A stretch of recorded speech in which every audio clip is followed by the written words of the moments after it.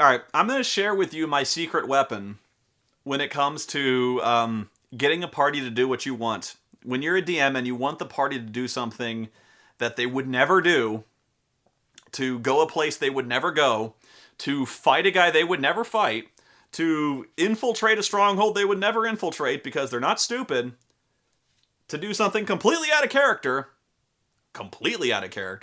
this is how you get players to do whatever you want. To walk into the most blindly dangerous situations you can think of. To send them into the tomb of fucking horrors, even after their last party got wiped out there and they vowed they would never fucking go in there again. Works every time, I fucking promise you. Every time. And I almost don't want to tell you because this is one of my best tricks, and I get the feeling it's going to go around. But I've already shared it elsewhere, so I'll tell you what it is. If you want the party to go and do anywhere you want and do anything you want, fight anyone you want, steal from the party. Steal something. Just, that's it. I swear to God. Just, and it can be anything. It can be as subtle or as blatant as you want to make it. One time, the party, this is a different game than Death Clock, but it happened in Death Clock as well.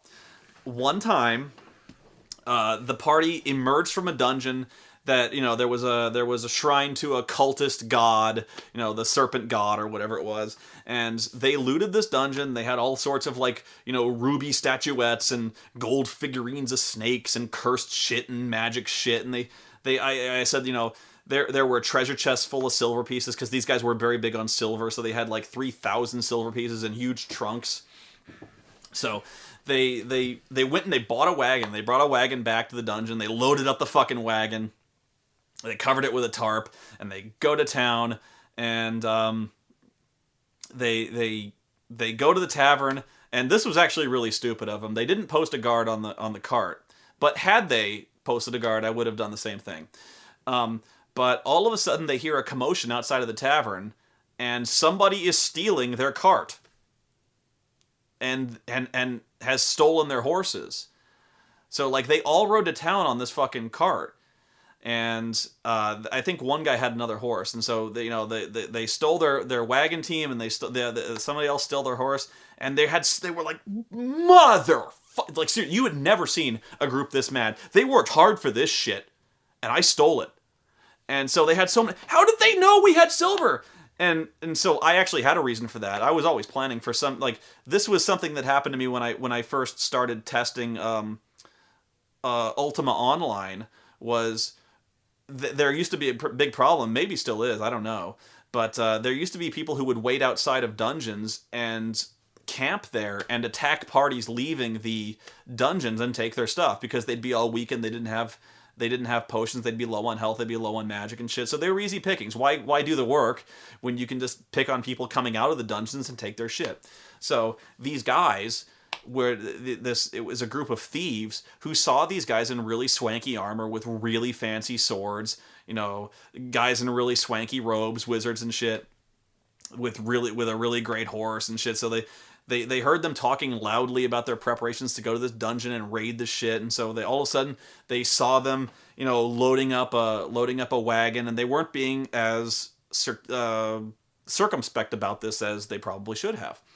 So I had the Thieves Guild members, 5 of them, follow these guys to the dungeon, and they decided they couldn't take them in a fair fight, so they followed them and waited for a moment of weakness, waited for them to camp, or waited for them to leave the cart unattended, and they stole the wagon. So they tried to give chase. They stole another guy's horse, and there was a really cool running fight. A wagon chase as 2 of the guys got on horses and started chasing, and they were lobbing arrows back and forth. It was really exciting, but I had the cart get away. So these guys, they would attract these motherfuckers across heaven and earth to get their money back. And really, in the grand scheme of things, it wasn't that much money.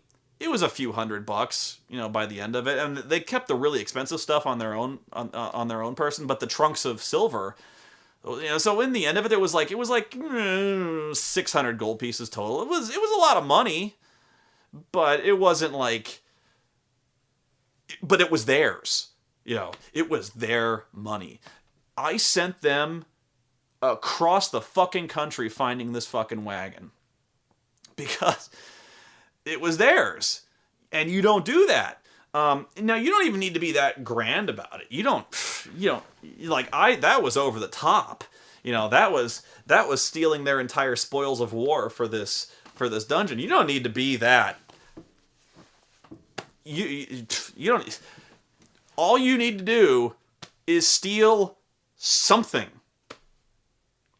In the Death Clock campaign, I had somebody steal Joe's coin purse. I had him roll an intelligence check. I had a thief roll a pickpocket check. Thief made his, Joe failed his. And I say, later on, you reach to pay for your drinks and your money's gone. Motherfucker. He got up. He's like, can you pay for... He told the party to pay for his drinks. We're going to go kick some heads in. They went down there. They went to the Undercity. They were like, we're going to find the Thieves Guild. We're going to find the motherfucker stole my coin purse. And he's like, it's very distinctive because Lord Vane carries a very distinctive coin purse. It's a velvet coin purse with a big V on it. So, like, if anyone's seen this shit... So, like, they were going like fucking Miami Vice, going through the Undercity of just hassling innocent people, like they're like, anyone seen this coin purse? Throwing the guys they perceive to be thieves against the wall. Have you seen my coin purse? Just going ridiculous, So sure enough, eventually, some halflings, and this is where they started to hate halflings. A gang of halflings I called thug halflings, flagged them down, and they said, "Yeah, we've seen it. We've seen it. We know the guy. He's been flashing the money around. You had a lot of money in there. What was it, like 55 gold pieces?" He's like, 60. And they're like, "Yeah, dude." They didn't say dude, but they're like, "Yeah, there was this guy at this opium house. He's been flashing this money around like crazy. And it's a red velvet bag, right, with a V?" And Joe's like, "Yes, it is. Take me to this place at once." So, the halflings, they can you see the problem building up here?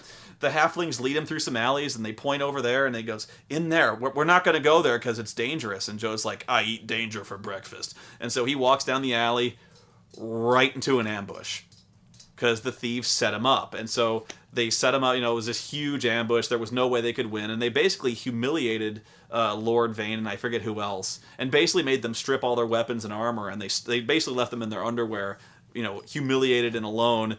And so then they was really mad. So they, when you steal from the party, they immediately stop thinking straight. Rationality and reason out the window. I guarantee it.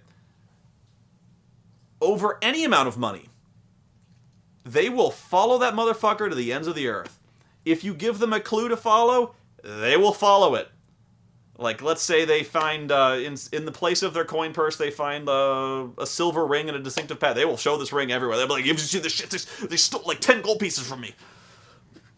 It's really is unbelievable. Try it.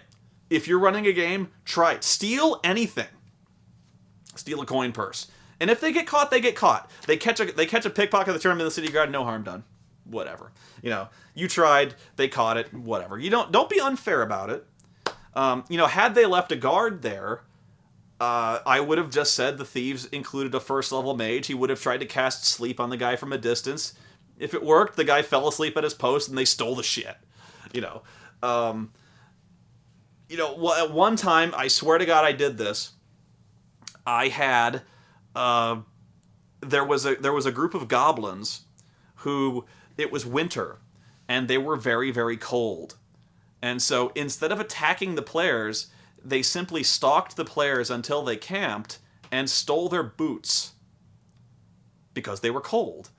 And they stole anything else that was warm, like their furs, if they had any furs laying around. But like I say, everyone except the guy on watch, and the guy they left on watch, because the goblins purposely waited for the most dense-looking guy to be on watch, the fighter whose perception sucked. And so I had him roll his perception against their stealth, and he failed. And so I'm like, well, they stole. You wake up, and almost all of you are missing your boots. wow. They were like, do we go back to town and get more boots? And they're like, no, if we do that, they'll be long gone. We're gonna find these motherfuckers, track them, track these bastards. They're wearing our boots.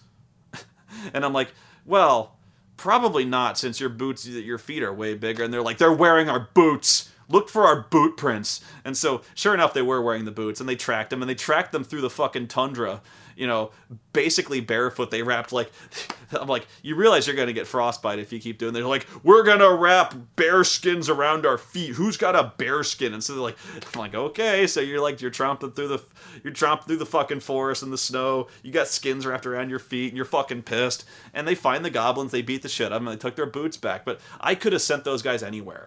Maybe the goblins hole up in another shrine to some forgotten god, or they hole up in some, maybe they're the put upon slaves of a group of hobgoblins.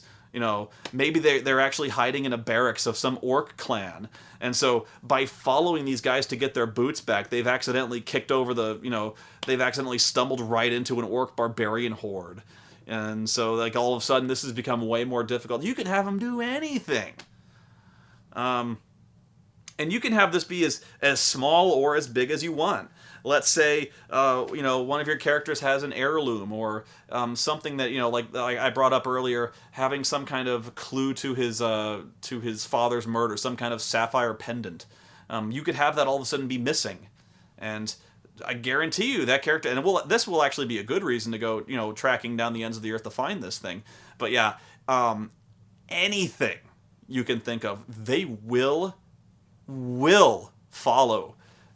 Anyway, and all you have to do to get them to go anywhere is give them a direction. Say they saw something. Give them a description of somebody who stole it, or say they find a panicked set of tracks fleeing the other way, or they hear some kind of distinctive laugh, or I don't even know what, or they hear a voice, or they hear whispering, or something like that. And you don't even have to make it make sense. Let's say you want to be unfair. You could say your character wakes up. Just say one character, one. Let's say the fighter. You wake up and your boots are missing, and he goes, "How is this possible? Weren't you on watch?" And you, as the DM, go, "Yeah, he was. Damnedest thing. I don't know how that's possible." So I wouldn't suggest being unfair about it, but if you want that to happen, honestly, I wouldn't be unfair about it and just have, like, no matter what they do, the boots disappear, or whatever you want to disappear. Give them a good reason, or, like, have something.